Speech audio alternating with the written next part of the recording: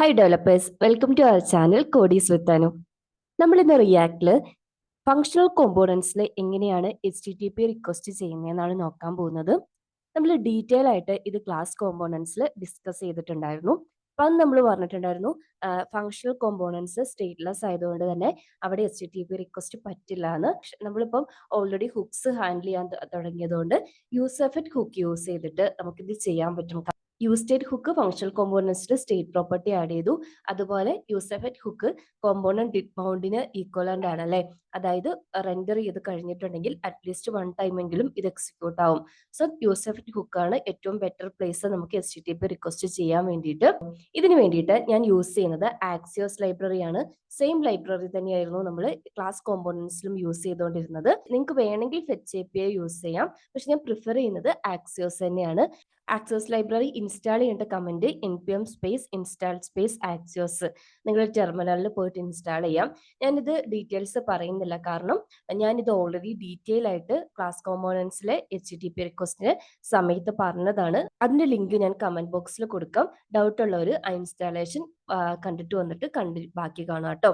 നമുക്ക് coding start ചെയ്താലോ. ഞാൻ ആദ്യം യൂസ് എഫക്റ്റിനെയും യൂസ് സ്റ്റേറ്റിനെയും ഇമ്പോർട്ട് ചെയ്തിട്ടുണ്ട്, ആക്സിയോസിനെയും ഇമ്പോർട്ട് ചെയ്തിട്ടുണ്ട്.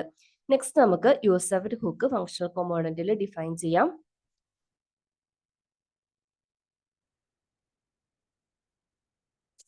ആസ് യൂഷ്വൽ നമ്മൾ ആരോ ഫംഗ്ഷൻ ക്രിയേറ്റ് ചെയ്യുന്നു. പിന്നെ ക്ലാസ് കോമ്പോണൻസിൽ നമ്മൾ പറഞ്ഞ പോലെ തന്നെ ആക്സിയോസ് ഡോട്ട് ഗെറ്റ് ഓഫ് എന്ന് പറഞ്ഞ മെത്തേഡ് യൂസ് ചെയ്തിട്ടാണ് HTTP റിക്വസ്റ്റ് ചെയ്യുന്നത്.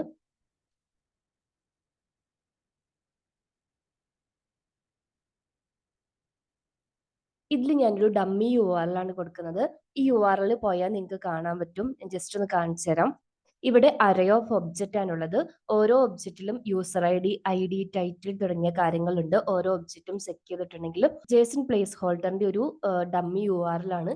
റിയൽ ടൈം പ്രൊജക്റ്റിലേക്ക് വരുമ്പം എനിക്ക് എന്ത് ഡാറ്റ ആണോ ഫിറ്റ് ചെയ്യേണ്ടത് അതിന്റെ ആക്ച്വൽ URL സ്പെസിഫൈ ചെയ്ത് കൊടുക്കുക. നമ്മളിപ്പോൾ ഡെമോൺസ്ട്രേഷൻ ആയതുകൊണ്ട് ഞാൻ ജസ്റ്റ് ഈ URL ആണ് കൊടുക്കുന്നത്. ഇനി അഗെയിൻ നമ്മൾ ക്ലാസ് കോമ്പോണൻസിൽ പറഞ്ഞ പോലെ തന്നെ ദെൻ യൂസ് ചെയ്യാം. ദെൻ എന്തിനായിരുന്നു? ഈ HTTP റിക്വസ്റ്റ് സക്സസ് ആണെങ്കിൽ ഈ ദെൻ പോർഷൻ ആണ് എക്സിക്യൂട്ട് ആവുന്നത്. ഇവിടെ നമുക്കൊരു റെസ്പോൺസ് വരും. റിക്വസ്റ്റ് റെസ്പോണ്ട് ചെയ്യുന്ന റെസ്പോൺസ് ഇവിടെ വരും. നമുക്ക് ജസ്റ്റ് ഈ കൺസോളിൽ ഈ റെസ്പോൺസ് ഒന്ന് കൺസോൾ ചെയ്യാം ഫസ്റ്റ്. ഇവിടെ നമുക്ക് ഓരോ അറേ ഓഫ് ഒബ്ജക്റ്റ് ആയിട്ട് റിട്ടേൺ ചെയ്തിട്ടുണ്ട്. ഇതിൽ ഡാറ്റ എന്ന് പറഞ്ഞ നോഡിന്റെ അണ്ടറിലാണ് കേട്ടോ ഈ ഓരോ ഒബ്ജക്റ്റും വരുന്നത്, അറേ ഓഫ് ഒബ്ജക്റ്റ് വരുന്നത്. സോ റെസ്പോൺസ് ഡോട്ട് ഡാറ്റ എടുത്തിട്ടുണ്ടെങ്കിൽ ഈ URL റിട്ടേൺ ചെയ്യുന്ന ഡാറ്റ നമുക്ക് കിട്ടും. ഇനി ഓൾറെഡി നമ്മൾ ഡിസ്കസ് ചെയ്ത പോലെ ഈ HTTP റിക്വസ്റ്റിൽ എന്തെങ്കിലും ഒരു എറർ ആണ് ഒക്കോർ ആവുന്നതെന്നുണ്ടെങ്കിൽ ഈ ക്യാച്ച് ആയിരിക്കും എക്സിക്യൂട്ട് ആവുന്നത്. അവിടെ നമുക്ക് പ്രോപ്പർ ആയിട്ട് എറർ ഹാൻഡ്ലിംഗ് ചെയ്യാം.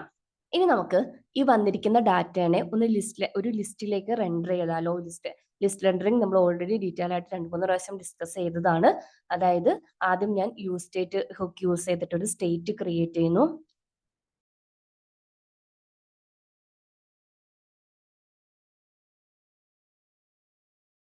അതിലൊരു സ്റ്റേറ്റ് പ്രോപ്പർട്ടി പോസ്റ്റ് ഡാറ്റയും പിന്നെ അപ്ഡേറ്റ് ചെയ്യാനുള്ള ഫംഗ്ഷൻ സെറ്റ് പോസ്റ്റും സെറ്റ് ചെയ്ത് കൊടുത്തിട്ടുണ്ട് കേട്ടോ.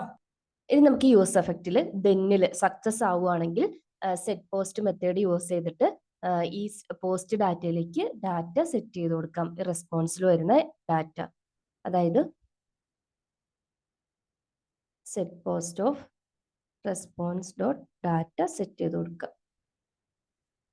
കൺസോളിലും വേണേൽ നമുക്ക് ഡാറ്റ മാത്രമായിട്ട്. അടുത്തത് നമ്മൾ ലിസ്റ്റ് അല്ലേ റെൻഡർ ചെയ്യണം എന്ന് പറഞ്ഞത്. അതിനു വേണ്ടിയിട്ട് നമ്മൾ റിട്ടേൺ പോർഷനിൽ വന്ന് ആദ്യം നമ്മൾ ചെക്ക് ചെയ്യുവാണ് ടെനറി ഓപ്പറേറ്റർ യൂസ് ചെയ്തിട്ട് പോസ്റ്റ് ഡാറ്റയിൽ ഡാറ്റ എക്സിസ്റ്റിംഗ് ആണോ എന്ന്. അല്ലെങ്കിൽ ജസ്റ്റ് സിംഗിൾ കോട്ട്സ് കൊടുത്ത് എന്ത് ചെയ്യാം, റിട്ടേൺ ചെയ്യാം. എക്സിസ്റ്റിംഗ് ആണെങ്കിൽ നമ്മൾ ഈ പോസ്റ്റ് ഡാറ്റയെ കൂടെ അറേ മാപ്പ് ഫംഗ്ഷൻ യൂസ് ചെയ്ത് മാപ്പ് ചെയ്ത് ഓരോ ഐറ്റം ആയിട്ട്, ഇവിടെ ഐറ്റം റെപ്രസെന്റ് ചെയ്യുന്നത് എന്തായിരിക്കും? ഇവിടെ ഐറ്റം റെപ്രസെന്റ് ചെയ്യുന്നത് ഈ അറേയിലെ ഓരോ ഒബ്ജക്റ്റ് ആയിരിക്കും കേട്ടോ. നമ്മൾ നേരത്തെ കണ്ടില്ലായിരുന്നോ, അതിൽ ഓരോ ഒബ്ജക്റ്റ് ആയിരിക്കും. അതിന് മാപ്പ് ചെയ്യുന്നതിന് മുന്നേ നമുക്ക് ലിസ്റ്റിൽ എൻ്റർ ചെയ്യാൻ വേണ്ടിയിട്ട് ഒരു UL ക്രിയേറ്റ് ചെയ്യുന്നു.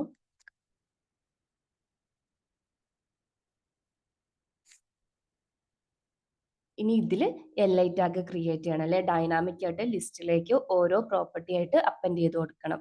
ഇനി കീ യൂണീക്ക് ആക്കാൻ വേണ്ടിയിട്ട് കീ ആയിട്ട് ഈ ഐറ്റത്തിന്റെ അകത്തെ ID സെറ്റ് ചെയ്ത് കൊടുക്കാം. നമുക്ക് ലിസ്റ്റിന്റെ ടെക്സ്റ്റ് ആയിട്ട്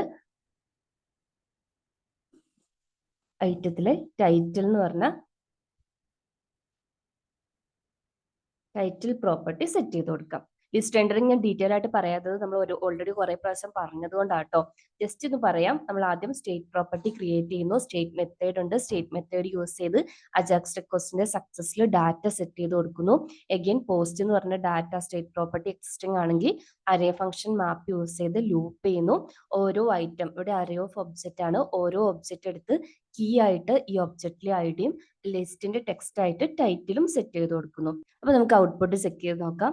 ഇതാ ഇവിടെ ലിസ്റ്റ് റെൻഡർ ആയിട്ടുണ്ട്. അതുപോലെ തന്നെ കൺസോളിൽ മെസ്സേജും ഡാറ്റ ആയിട്ട് വന്നിട്ടുണ്ട് അല്ലെ. അപ്പം ഇനി ഈ കണ്ടിന്യൂസ് ആയിട്ട് ഇങ്ങനെ അജാക്സ് റിക്വസ്റ്റ് പോയിക്കൊണ്ടേ ഇരിക്കും അല്ലെ. ആക്ച്വലി നമുക്ക് ഒരു പ്രാവശ്യം ഈ റിക്വസ്റ്റ് പോയാൽ മതി. അതിന് ലാസ്റ്റ് വീഡിയോയിൽ പറഞ്ഞ പോലെ only one time മാത്രം ഈ സൈഡ് എഫക്ട് എക്സിക്യൂട്ട് ആയാൽ മതിയെങ്കിൽ ഡിപ്പെൻഡൻസി വരെ വൺ ടൈം സ്പെസിഫൈ ചെയ്ത് കൊടുക്കുക. ഒരു പ്രാവശ്യം മാത്രമേ എന്ത് ചെയ്തിട്ടുള്ളൂ, ഇത് എക്സിക്യൂട്ട് ആയിട്ടുള്ളൂ, HTTP റിക്വസ്റ്റ് എക്സിക്യൂട്ട് ആയിട്ടുള്ളൂ. അപ്പൊ ഇന്നത്തെ വീഡിയോ ഇത്രയേ ഉള്ളൂ. എന്തെങ്കിലും ഡൗട്ട് ഉണ്ടെങ്കിൽ കമന്റ് സെക്ഷനിൽ പറഞ്ഞാൽ മതി. പോസ്റ്റ് മെത്തേഡ് എങ്ങനെയാണെന്ന് ഡീറ്റെയിൽ ആയിട്ട് നെക്സ്റ്റ് വീഡിയോയിൽ നമുക്ക് ഡിസ്കസ് ചെയ്യാം. വീഡിയോ യൂസ്ഫുൾ ആണെങ്കിൽ ഒന്ന് ലൈക്ക് ചെയ്യുക, സബ്സ്ക്രൈബ് ചെയ്യാതെ കാണുന്നവർ സബ്സ്ക്രൈബ് ചെയ്യുക, ഫ്രണ്ട്സിനും റിലേറ്റീവ്സിനും ഒക്കെ ഒന്ന് ഷെയർ ചെയ്ത് കൊടുക്കുക. താങ്ക്